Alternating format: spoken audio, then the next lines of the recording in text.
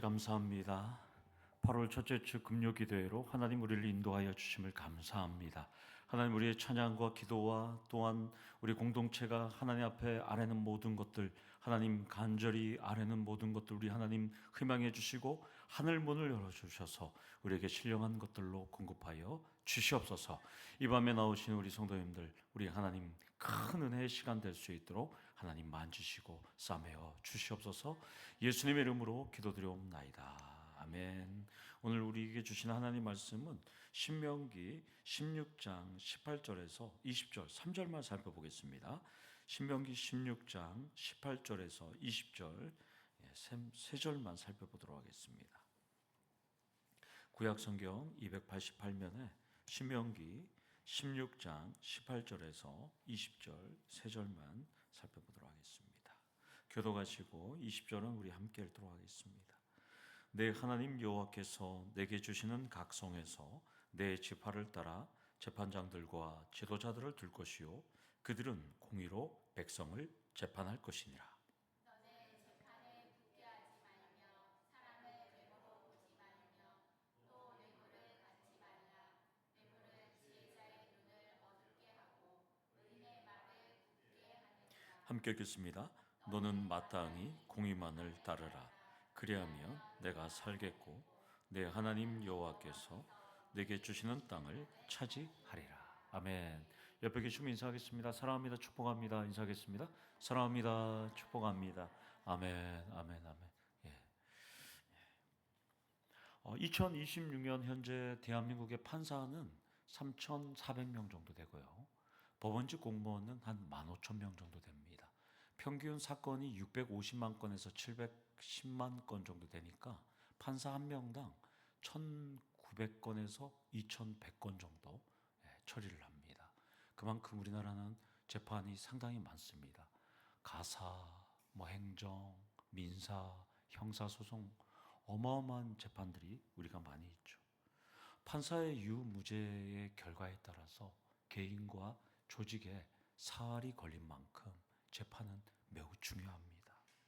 지난 5월에는 도이치모터스 주가 조작 사건을 수사했던 또 재판했던 재판장분께서 재판 스트레스 때문에 극단적인 선택을 해서 좀 안타까운 일도 있었습니다. 유족들에 따르면 본인이 재판 때문에 너무 힘들다고 잠을 못 잔다고 그렇게 소방당국에 진술하기도 했습니다. 검찰의 보안 수사권이 역사 속으로 갔잖아요. 이제는 판사의 판결이 그 어느 때보다 더 중요한 시점이 됐습니다. 이전에는 사회적으로 이목이 집중된 사건의 판사들은 아주 철저하게 봤는데 이제는 모든 사건들을 철저하게 볼 수밖에 없거든요. 그래서 지금 대한민국의 사법 시스템이 어떤 식으로 갈지는 누구도 알 수 없는데 후대가 평가하게 되겠죠. 본문도 가나안 땅에 정착하게 되면 사법 시스템을 잘 갖출 것을 하나님께서는 모세를 통해서 명령합니다. 지난주가 아니죠. 2주 전까지 세 개의 절기 본문이 끝나고 오늘 18절부터 18장 22절까지 국가 조직을 위한 법 제도가 나옵니다. 본문은 17장 13절까지 나오는 사법 제도의 설명 중에 첫 번째 부분입니다. 오늘 본문을 또 두 부분으로 나눈다면 이 부분을 사법제에 대한 부분을 두 부분으로 나눈다면 오늘 우리가 읽었던 18절에서 20절은 재판관과 지도자를 임명하고 운영하는 내용이에요. 그리고 다음 주는 아니겠지만 다음 주는 이제 우리 수련회 때문에 이 본문은 정하지 않았고요. 21절부터 17장 1절은 예배를 드릴 때 하지 말아야 할 세 가지 내용이 나옵니다. 그러면 오늘은 이제 18절에서 20절까지 공의만을 따르라는 제목으로 여러분들과 나누며 기도할 텐데요. 이스라엘은 광야 생활 40년 동안 모세의 장인 이드로가 조언한 대로 각 지파의 천부장, 백부장, 50부장, 10부장 이런 부장들을 세워서 재판을 담당했어요. 물론 천부장, 백부장, 50부장, 10부장은 군사 지도자적인 역할도 했어요. 그런데 본문은 천부장, 백부장, 50부장, 10부장이 아니에요. 오늘 이들은 다른 지방법원 성격의 재판관들을 임명하라는 거예요. 지금 여러분들. 그러니까 본문의 재판관의 주요 임무는 종교재판을 포함해서 일상생활의 모든 재판을 재판하는 재판관을 의미합니다. 그러면 지도자들은 누굴까? 명확하진 않는데 이 지도자들은 오늘날로 따지면 법원 행정직 공무원과 같이 보조자 역할을 했던 사람으로 우리가 추정이 됩니다. 18절을 보면 하나님이 주신 각 성에서 지파를 따라 재판장들과 지도자들을 두라고 명령합니다. 그러면 이 사람들을 어떻게 뽑았는지는 본문이 말씀하진 않아요. 그러나 본문은 우리가 읽으면서 과연 이 사람들을 어떻게 뽑았을까? 우리나라는 2017년도에 사법시험 제도가 2017년 12월 31일자로 폐지가 되었잖아요. 그래서 지금은 어떻게 재판관들을 뽑나요? 2018년부터 로스쿨에서 졸업해서 나온 우리나라에 25개 로스쿨이 있잖아요. 그 25개 로스쿨에서 한 해 5천 명 정도 이 로스쿨 학생들이 졸업하는데 거기서 로스쿨 학생들 중에서 매년 2,500명에서 2,700명을 뽑거든요. 그러니까 절반 정도가 합격을 하는데요. 물론 뭐 스카이 출신들이야 90%, 85% 합격률이 있지만 시골 지방 대학은 거의 30에서 40%밖에 합격이 할 수 없습니다. 그렇게 해서 변호사를 뽑은 다음에 그 변호사들로 판사를 뽑습니다. 그러면 로스쿨만 나오면 변호사 시험에 응시할 수 있느냐? 응시할 수 있어요. 그런데 제한이 있어요. 5번 떨어지면 다시 응시할 수 없습니다. 그러니까 로스쿨 나왔다고 해서 다 변호사가 될 수도 없고 재판관도 되지 못하고 떨어져서 결과적으로 로스쿨 졸업생들 중에 50%만 변호사가 돼요. 50%는 변호사가 될 수 없습니다. 그러면 우리나라는 이렇게 철저하게 변호사들을 뽑는데 그러면 이스라엘은 어떻게 재판관을 뽑았을까요? 답을 찾는다면 신명기 1장 13절 말씀이 됩니다. 지파의 수령을 선발하는 기준이 이 재판관을 뽑는 거예요. 제가 읽어드리면 너희의 각 지파에서 지혜와 지식이 있는 자를 택하라. 내가 그들을 세워 너희 수령을 삼으리라 한즉. 그러니까 지혜와 지식이 있는 자들을 수령, 지도자로 세웠어요. 또한 1장 15절에 이렇게 말씀합니다. 내가 너희 지파의 수령으로 지혜가 있고 인정받는 자들을 취하여 너희의 수령을 삼되 곧 각 지파를 따라 천부장과 백부장과 50부장과 10부장과 조장을 삼고 이 사람들도 다 재판을 했기 때문에 이 기준인 거죠. 그러니까 지혜롭고 분별력 있고 지적이고 통찰력이 있는지 꼼꼼하게 살피면서 선발했던 거예요. 이 당시에. 그렇다면 오늘 이 기준대로라면 교회 공동체도 지혜롭고 분별력 있고 지적이고 통찰력 있는 분들이 많아야 하는 것이죠. 그래서 꼼꼼하게 살피면서 우리는 또 섬김의 자리에 그런 분들을 세워야 돼요. 왜냐하면 지혜 없고 분별력 없고 무식하고 통찰력 없는 분들을 세울 때 어떻게 돼요? 교만과 시기와 질투와 이간질과 세력 다툼과 분쟁과 분열로 치닫게 되기 때문인 거죠. 그래서 오늘 이 시간 여러분들이 기도할 것은 첫 번째 포인트로 지혜와 분별력과 지식과 통찰력을 갖출 수 있도록 여러분들은 기도하셔야 한다는 것입니다. 여기에 하령점정으로 하나 더 드러낸다면 나를 드러내지 않는 겸손한 인품이 또 추가되겠죠. 지혜와 분별력과 지식과 통찰력은 하나님이 주시는 겁니다. 오늘 밤에도 그런 능력이 나에게 임하고 우리 교회에 이런 분들이 많아지도록 오늘 밤에 간구하시기를 소망합니다. 고산병은 고도가 2,000m에서 3,000m 이상에 올라가면 고산병이 생기잖아요. 고지대에 올라가면 산소가 희박해지니까 사람들이 두통이나 어지럼증이나 피로감이 막 몰려오는 병이 고산병이에요. 그래서 에베레스트 산처럼 8,000m, 해발고도 8,000m 올라가려면 산악인들이 절대 혼자 못 갑니다. 반드시 돕는 자라는 뜻의 셰르파가 반드시 동행하게 되어 있습니다. 그럼 여러분 셰르파 많이 아시잖아요. 셰르파는 히말라야에 사는 사람들이잖아요. 부족들. 그럼 이 사람들은 철인일까요? 아니죠. 그 사람 철인들이 아니에요. 이 사람들은 왜 거기서 등반가들을 도울 수 있냐면 거기서 태어났고 해발 3,000m, 4,000m에서 사니까 거기서 적응이 된 거예요. 그래서 심폐기능이 발달되어 있어요. 그래서 안내와 짐꾼 역할을 할 수 있는 것입니다. 마찬가지로 저는 그 세르파를 보면서 이 사람들도 거기서 태어나서 그런 자연환경 속에서 그들은 고지대에 적응을 했듯이, 마찬가지로 오늘 제가 말씀드렸던 지혜와 분별력과 지식과 통찰력과 겸손한 인품도 어느 날 갑자기 하늘에서 뚝 떨어지는 거 아니에요. 오랜 세월 갈고 닦아야 된다는 걸 여러분들 기억하시길 원합니다. 18절 하반절을 보면 지혜와 지식과 분별력과 통찰력과 겸손한 사람들을 재판관으로 이제 임명했잖아요. 그런데 하나님께서 이렇게 말씀합니다.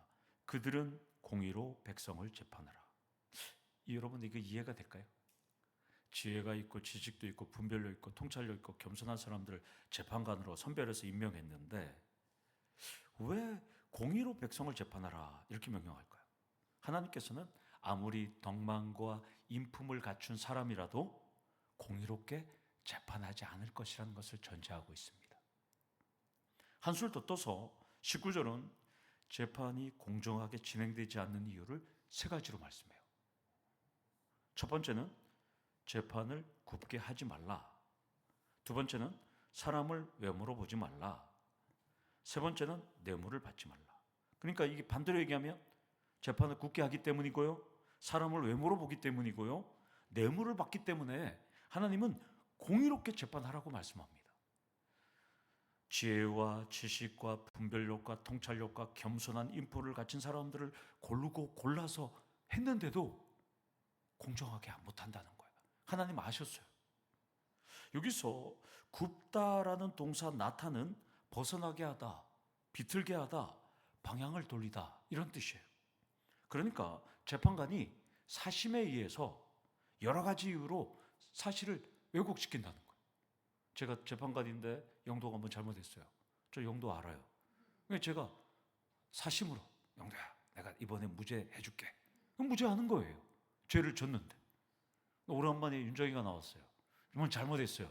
그러면 제가 어떻게 해요? 사심이 있어요. 아무 잘못 없어도 막 권사님이 와서 저한테 목사님 그러면 안 됩니다 이러면 제가 무죄가 아니라 유죄 이렇게 할 수 있는 거예요. 그러니까 재판관들이 그렇게 했다는 거예요. 여러분들, 사심과 여러 가지 이유로 사실을 왜곡시킨다는 거예요. 이걸 여러분들에게 제가 아주 쉽게 설명할게요. 아주 사례로. 제가 아는 분이 경찰서장을 할 때 대검 중수부, 지금은 사라졌는데요, 대검 중수부에서 저축은행 비리 사건을 수사하면서 이분을, 죄도 없는 분을 2번이나 구속시켰어요. 그래갖고 현직을 유지하면서 교도소에 들어가 있으면서 2년 동안 재판을 받았어요. 근데 2번 들어갔는데요, 2번 다 대법원에서 무죄 받았어요. 그리고 복직해서 어디 지방경찰청장까지 했어요. 여러분들, 과거 대검 중수부는 타깃이 결정되면 그 사람을 없는 죄까지 만들어서 무조건 기소해요. 그 기소하는 과정에서는 증인이나 참고인들까지 압박하는 거예요. 내가 형량, 너 저축은행 사건에 만약에 그 은행장이든가 이사장이면 너 10년이지만 내가 이번에 구형 5년 할 테니까 저 경찰서장한테 돈 줬다고 진술해. 이렇게 하는 거예요. 그래서 구속이 됐어요. 그렇게 돼갖고 재판을 받는데 나중에 보니까 무죄예요.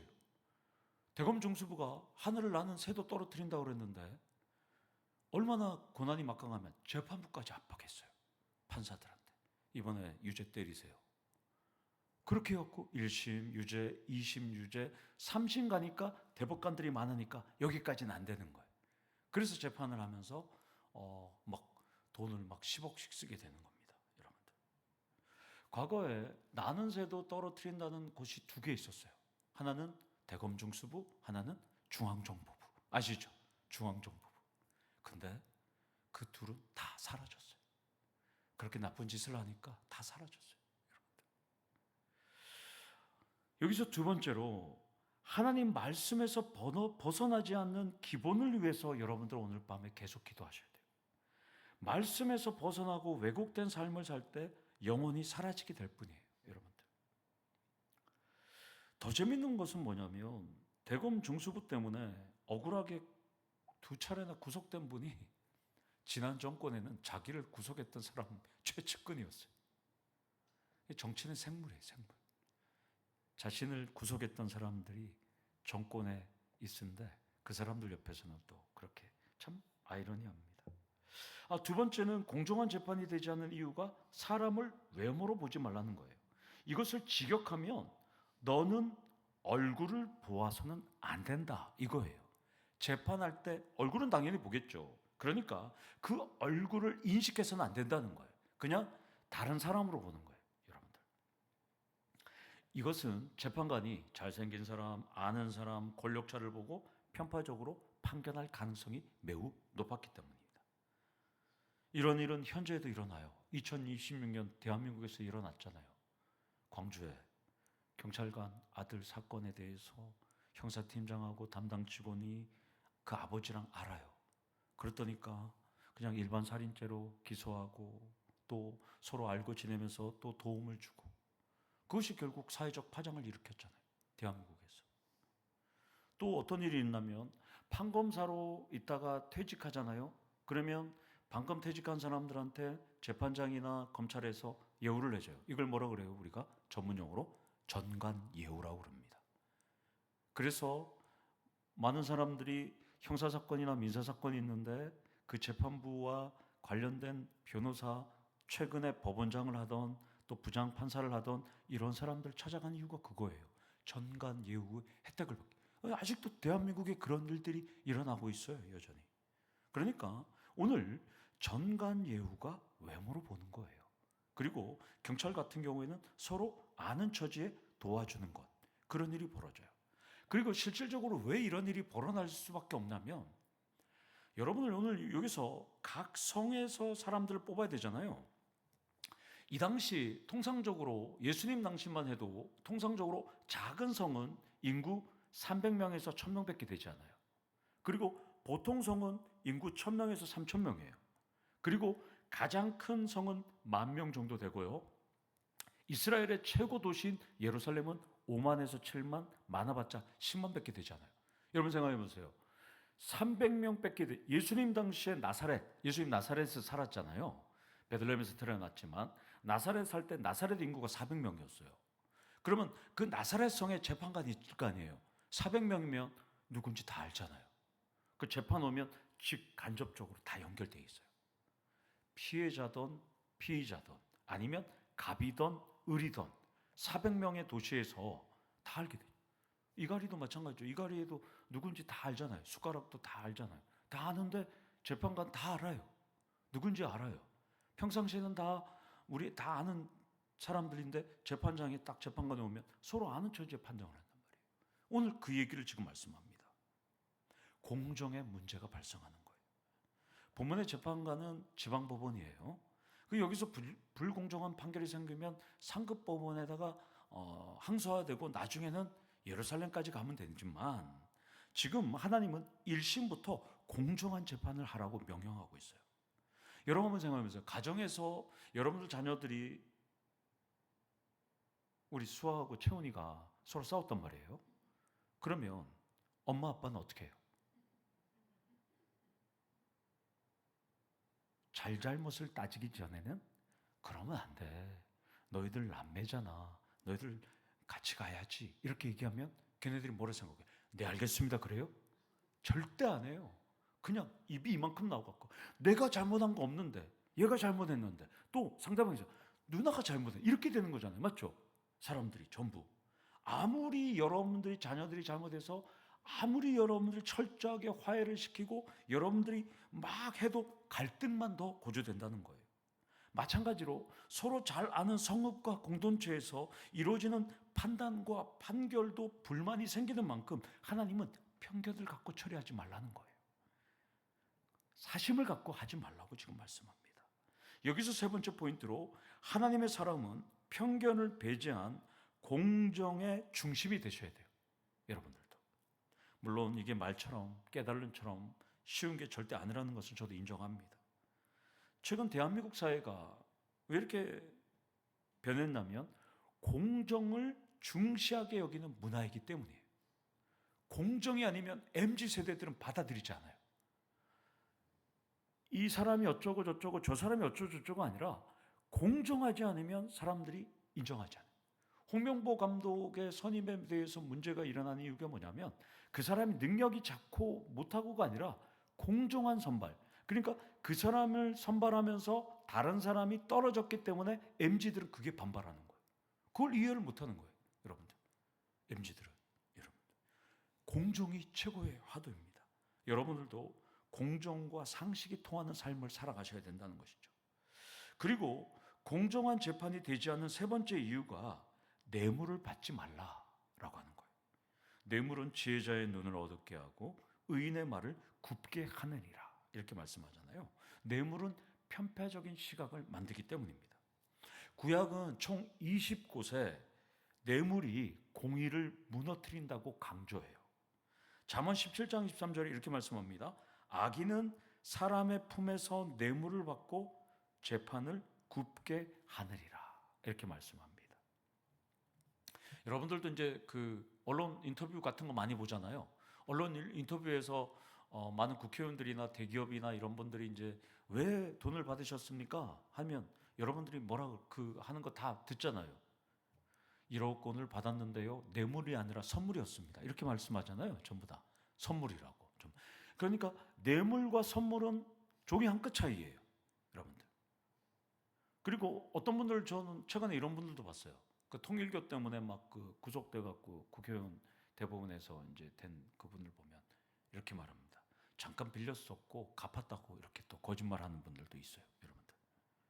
그래서 우리 법이 그런 법이 있잖아요. 김영란법 보면 부정청탁하고 금품 수수 등의 금지에 관한 법률이 있잖아요. 일명 청탁금지법까지 만들 정도가 됐습니다. 본문은 우리에게 말씀합니다. 내가 공정하게 일을 하는데 방해가 된다면 아무리 깨끗하고 투명하고 당연한 선물이라고 받으면 안 된다는 거예요. 뇌물은 지혜자들의 눈을 어둡게 만들고 편파적인 시각을 갖게 만들고 사건을 올바로 분간할 수 없고 의인의 말을 왜곡시킬 뿐이기 때문입니다. 그래서 20절에 이렇게 말씀합니다. 너는 마땅히 공의만을 따르라. 그리하면 내가 살겠고 내 하나님 여호와께서 내게 주시는 땅을 차지하리라. 이걸 직역하면 이렇게 됩니다. 너는 정의를 추구해야 된다. 정의라는 단어가 2번 나옵니다. 정의를 추구해야 된다. 그래야 내가 살고 네가 살고 너의 하나님 여호와께서 너에게 주시는 그 땅을 점령할 수 있어. 이런 뜻이에요. 그러니까 정의만이 이 땅을 점령할 수 있다. 이렇게 말씀합니다. 여기서 네 번째 포인트로 우리가 살고 번영하려면 공의만을 따르셔야 한다는 것입니다. 왜냐하면 당장 사람은 몰라요. 그러나 하나님은 받고 시간이 지나면 진실은 들통나기 때문입니다. 이 땅에서 공의롭게 살지 않아도 아는 문제가 없다고 해도 하나님 앞에서는 다 드러납니다. 우리 금요기도 용사들은 정직하게 공의롭게 살기를 축원합니다. 무더운 여름에 여러분은 뭘 생각나세요? 오늘 냉면 드신 분들도 있어요? 어저께가 중복이었나요? 말복? 오늘이 입추죠. 네, 오늘 입추. 제가 네, 화요일 날인가 수요일 날 제가 막 더워서 뭘 먹을까 하다가 유빈이 데리고 남들 다 냉면 먹으러 가니까 우리 장성동 정유수님 가는 본각 꼬막 짬뽕 있잖아요. 거기 가면 사람이 없겠거니 하고 갔는데요. 20분 기다렸어요. 전부 더운데 짬뽕 먹으러 온 거예요, 여러분들. 짬뽕은 해산물과 야채와 소고기나 뭐 이런 것들을 섞어서 육수낸 물에다가 면을 해갖고 주는 음식이잖아요. 이 짬뽕이 우리나라에서 오게 된 설이 여러 가지가 있는데 화교나 뭐 중국인이나 여러 가지가 있는데 원래 짬뽕은 중국에서 만들었잖아요. 중국에서 만들었는데 이게 일본 나가사키로 가서 나가사키께 우리나라로 들어온 일제강점기에 들어왔어요. 일본 짬뽕. 그런데 중국은 원래 짬뽕에 해산물을 넣지 않는답니다. 그냥 고기만 넣는데요. 근데 일본 해산물을 좋아하잖아요. 그래서 나가사키에 가서 해산물이 추가돼요. 그리고 이게 일제강점기에 우리나라 들어와서 우리나라는 또 뭘 좋아해요? 매운맛을 좋아하잖아요. 그러니까 우리나라는 거기다가 고추기름을 넣었다는 거예요. 다 같은 짬뽕인데 중국 짬뽕, 일본 짬뽕, 한국 짬뽕이 다 달라요. 그러나 짬뽕은 짬뽕이에요. 예, 어느 나라든 마찬가지예요. 하나님께 드리는 기도도 마찬가지예요. 선교사님들을 통해서 우리나라에 130년 전, 140년 전에 기도가 들어왔어요. 그러나 우리나라 와서 기도가 계속 업그레이드 되었지만 그 기도는 기도예요. 기도의 대상은 누구예요? 하나님이잖아요. 기도의 대상은 바뀌어지지 않았기 때문이죠. 그래서 묵상 기도를 하든 통성 기도를 하든 여러분들 어떤 기도를 하든 기도의 대상은 하나님이라는 거예요. 여러분들. 오늘 이 밤에 기도의 대상, 여러분들이 그 하나님만 향해서 오늘 밤에 기도하고 응답받기를 원합니다. 다양한 제목을 놓고 오늘도 기도할 텐데요. 여러분도 오늘 기도했던 모든 것이 응답이 이루어지기를 원합니다. 기도의 용사라면 청산유수와 같은 기도가 아니라 먼저 하나님께 공의롭게 살겠다고 오늘 결단하시기 원합니다. 공의롭게 살면서 기도할 때 우리 하나님께서는 응답하는 놀라운 축복을 받는 우리 성도들 되기를 간절히 축원합니다. 아멘. 우리 다 같이 기도하시겠습니다. 하나님 아버지, 우리는 너무나 부족하고 연약합니다. 아무리 지혜롭고 또 똑똑하고 통찰력 있고 분설력 있고 지식 있고 또 모든 것들을 다 아는 지혜와 분별력까지 갖춘다고 해도 재판에 사심이 개입되고 외모로 보고 또 뇌물을 받으며 구분 판결을 하는 것이 인간인 줄 우리는 압니다. 하나님, 이 밤에 우리의 모든 부족함을 내려놓고 하나님 앞에 기도할 때 우리의 모든 기도 제목을 하나님 속히 응답해 주시옵소서. 또한 하나님께서 계획하신 모든 것 우리의 삶에서 이루어 주실 때 하나님의 영광만 달려가는 우리 성도님들 될 수 있도록 하나님 도와주시고 하나님 은혜를 찬양하는 귀한 밤 될 수 있도록 하나님 역사하여 주시옵소서. 예수님의 이름으로 기도드려옵나이다.